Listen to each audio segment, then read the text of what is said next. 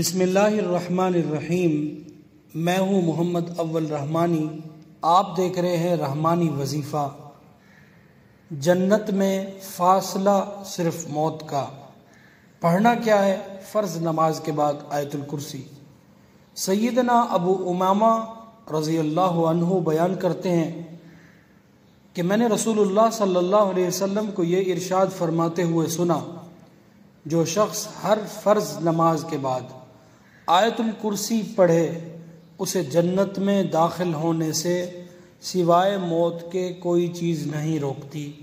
سبحان اللہ، ماشاء اللہ، کتنی زبردست حدیث ہے، اور کتنے چھوٹے سے عمل سے اللہ تبارک و تعالی ہمیں جنت میں ڈائریکٹ جانے کا موقع عنایت فرماتے ہیں۔